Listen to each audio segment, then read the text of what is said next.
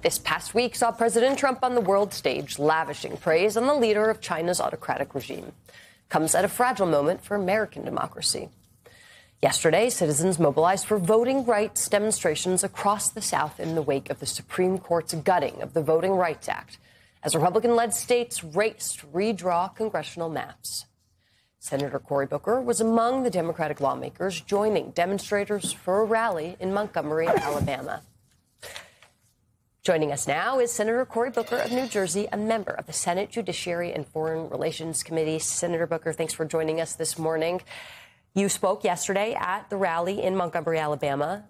Talk to us a little bit about what your message was and what you think is important for Americans across the country to understand about this moment right now.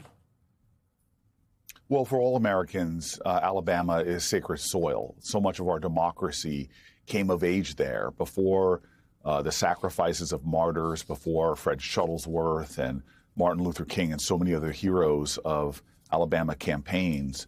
We did not have a complete democracy. Blacks were prevented from voting by all kinds of means, from terrorism and lynching all the way to legislators making it difficult for blacks to vote. And now we have a Supreme Court, 6 members, who are sending us back to that long, almost century where black political leadership and black electoral fairness was not represented in the House of Representatives. And we're going to see now, with surgical-like precision, state house after state house in southern states, them writing maps to try to eviscerate black leadership. So I was there because my roots go back to the South. I was there because I owe a debt that I could never pay back. But the only way we as Americans who've enjoyed the benefits of democracy to prove worthy of the legacy we've inherited is for us to continue the struggle to protect democracy and advance it so that our children and grandchildren have a nation that is still secure and still free and still has fair elections. Senator, this attack on black political power, black representation, black voters has been going on since the ink dried when LBJ signed both the Civil Rights Act and the Voting Rights Act. And so that means that the work that, Republicans and the right have been able to do is 61 years old. And I want to pull up a photo. There was a meeting on voting rights on Wednesday. It's a photo of you that I got from someone who joined virtually. And the reason I'm showing this photo, sir, is because what I heard that you said and what I heard that the kind of tenor of the meeting was that this is a moment to show urgency, that this is a moment to do things more creatively, to fight harder, to think differently than folks have been doing it in the past, and to work together differently. As you operate in this space, because you're going to be doing a lot of this, I imagine, how should black political leaders, black civics leaders, black civil rights leaders in this country be operating differently to meet the moment?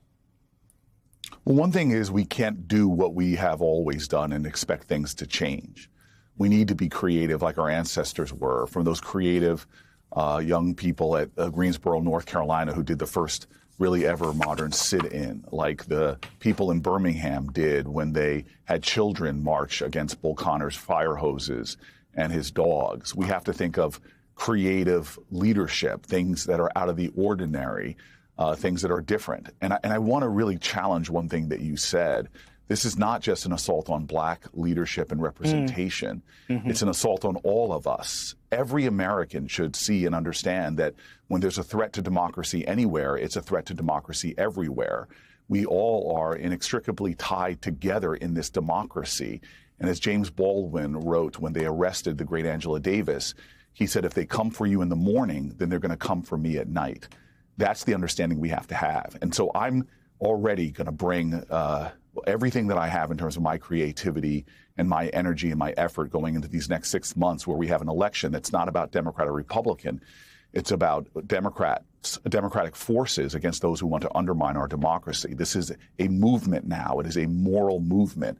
And so whether it's crisscrossing the country and picking up at the last minute and going down to Alabama, or trying to find creative protests like the 25 hours that I did on the Senate floor, I want to try to make sure that all leaders are doing things different than they did before, because these are different times, different threats, different challenges, to all Americans. And I want to know where you are. You will be counted. History will look back on where you stood. There was Plessy versus Ferguson. There was Korematsu. There was so many Supreme Court cases that challenged our democracy, and the people responded and they overcame. What did you do in the aftermath of Calais to show that you were for fair elections, fair representation, and a fair democracy? Yeah, Senator, you were in Alabama yesterday. So was Melanie Campbell, who was on the show yesterday talking about everything we're talking about right now. And one thing she said was that the redistricting efforts that are happening throughout the South has awakened a sleeping giant.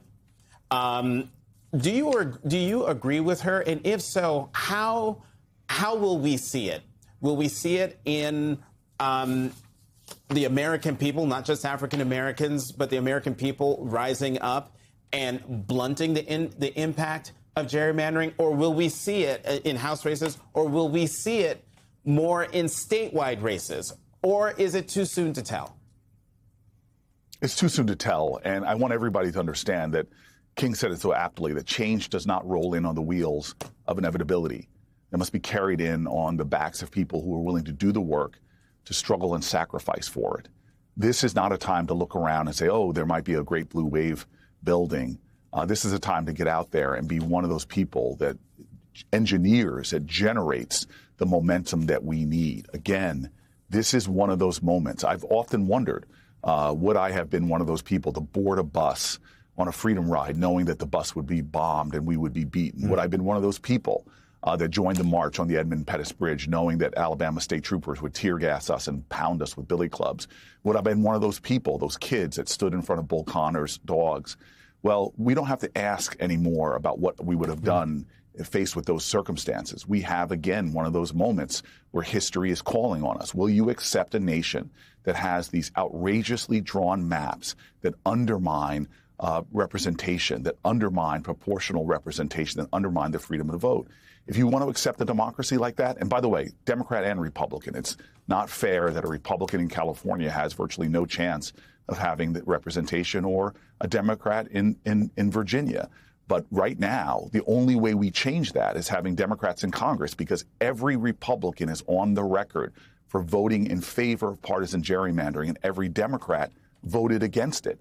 And so we have to take control of the House and the Senate so that we can pass fair voting maps for all of America and end this race to the bottom that will ultimately undermine our democracy and, in the case of African Americans, will desecrate the martyrs that died for the rights that we see the Supreme Court now eroding. Real quickly, Senator, because we are out of time, but we want to talk about something else on the other side. But you've done television interviews with us, with me, over the years, and in those interviews, I've noticed that you're usually a joyful warrior, and I've noticed in the last few weeks your tone is somber. Am I to take from that your concern about not just the health of our democracy, but of the longevity of our democracy is very concerning to you? My soul and my heart ache in a way I haven't felt in a long time. I'm here because people were willing to die for me, be beaten for me. I'm a descendant of slaves. I'm 4 generations from slavery.